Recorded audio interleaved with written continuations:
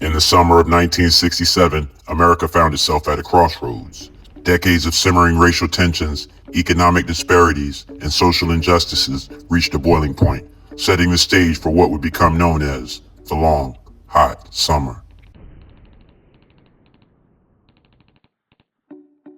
For African American communities across the country, the promise of civil rights and equality remained elusive.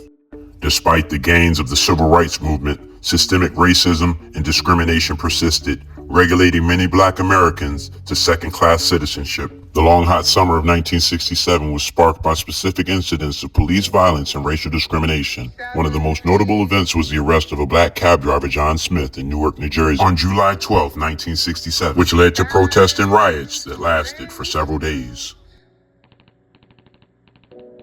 Similar incidents occurred in other cities, including Detroit, Michigan, where a police raid on an unlicensed bar triggered unrest in late July.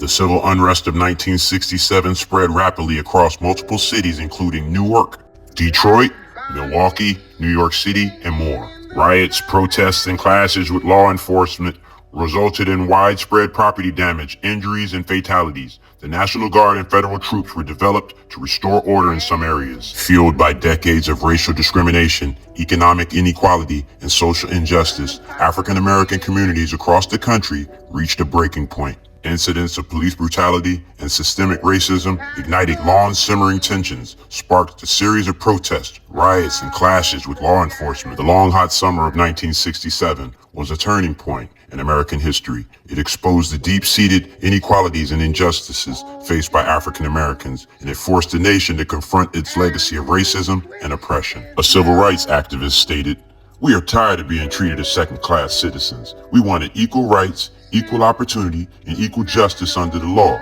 The riots were a cry for freedom and dignity. The city descended into chaos as angry residents vented their frustration and anger at decades of mistreatment and neglect. Eyewitnesses state it's like a war zone.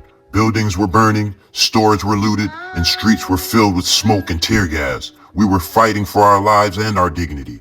In Detroit, tensions flared after police raided an unlicensed bar in a predominantly black neighborhood.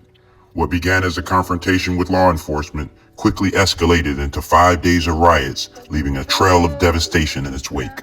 A community leader stated, "The riots were a wake-up call for our city. We had to come together as a community to address the root causes of the unrest and work towards a better future for all our residents. It wasn't easy, but it was necessary." The civil unrest of 1967 accelerated the phenomenon known as white flight, where many white residents moved out of urban areas to suburban communities. This demographic shift further exacerbated racial segregation and economic disparities in cities across the United States. The long, hot summer of 1967 may have been a time of turmoil and division, but it also sparked a renewed sense of urgency and determination in the fight for civil rights and social justice.